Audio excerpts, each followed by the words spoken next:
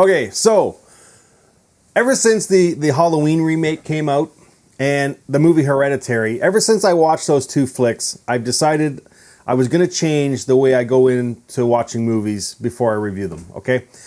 Because I would seriously, you guys know who followed me for a long time, I base this channel around trailer reviews, okay? I've stopped doing that. For me now, it's to go into a movie knowing as little as possible about it. And I'm telling you, it makes like a subpar movie so much better because you don't buy into all the hype or you don't get hyped up about it. And then there's that disappointment there when it's not what you think it is. I'm telling you, man, like seriously, it works, okay? Because it'll take like a subpar movie and just kind of make it a little bit better because you have no expectation going into it.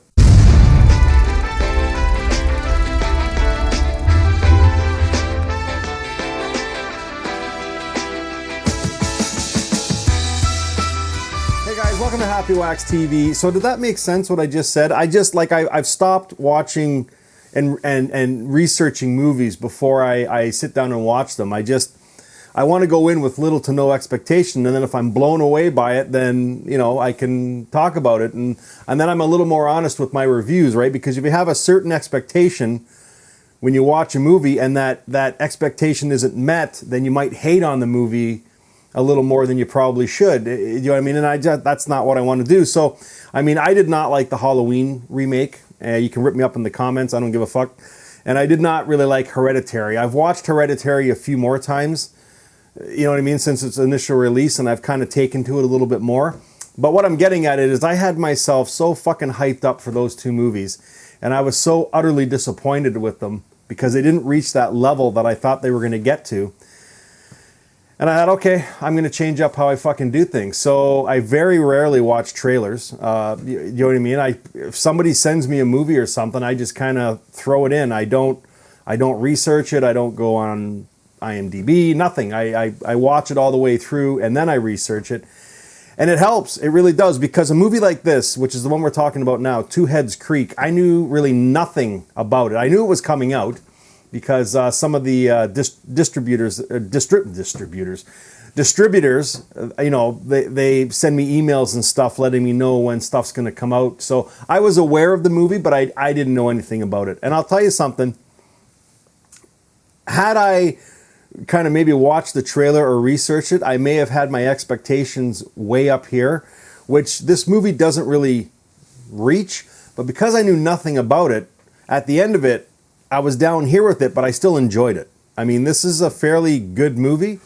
It's not going to be a movie for everybody, but it's kind of one of those comedy horror movies, and it's a fine line to make those movies, I don't know, kind of work or gel with the audience. Because if you don't get the jokes, then, I mean, it's going to ruin the movie for you, no matter how good the gore or the horror portion of it is. So, and there's a few movies that have really pulled it off. The one movie that I always think back to is a really good horror kind of a comedy movie that it still has a serious tone would be Shaun of the Dead. You know what I mean? Like, yeah, the scary movies and stuff, but those are like meant to like make fun of the the original movie. But I don't know. Anyways, so I went into this. I didn't know anything about it. So basically, the synopsis of this movie is there's a funeral. The mom has died.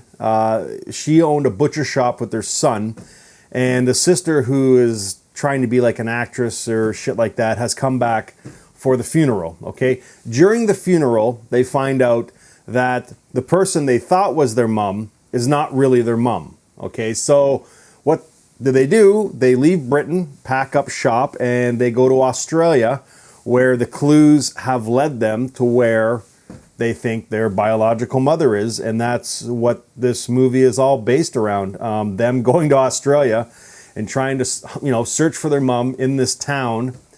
And then when they get to the town where their mother was supposed to be, I mean, the town is not what they expect it to be. And that's what makes this movie so great, because when I watched the first act and I saw this, and I didn't really know where this movie was going to go. But by the time it had finished up, I thought, okay, I did not expect that. I did see it coming kind of halfway through the second act, but they give you clues to lead you in that direction. But I thought, this is great. This is fucking great. And I don't want to give spoilers for this movie because, again, like, honestly, this is one of these movies where, like, you need to know nothing about it going into it, and you will enjoy it a bit more. Now, I will say, okay, it's Australian, which is awesome because I love movies from all over the world because I love how they see comedy because it's different than over here in Canada and the US. And I love how they see horror because, you know, it's the same, but it's different sort of thing. You know what I mean? And it's just, I don't know, for the most part, this movie works for me. I laughed when I needed to laugh. And I mean, listen, there's lots of gore in this movie.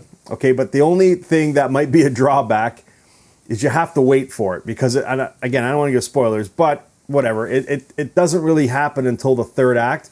But once the gore starts, and the shit goes down, it's nonstop for the rest of the movie. So, but it's all this slow burn, kind of a lead up, kind of a mystery to get you there. And that's where, like, some people might fall off a little bit because it does take a little too long to get that. But I'm telling you, when it kicks into overdrive, when there's blood and guts on the screen, you won't be disappointed because it's like all hell breaks loose and it's fucking awesome. It really is. So, did I even say who's in this? It's directed by Jess O'Brien, and I mean the main character. You're not really going to recognize. Well, I shouldn't say that. You might recognize these people, but I mean the main characters are Catherine Wilder, who plays Annabelle, and then Jordan Waller, who plays Norman. They're the brother and sister.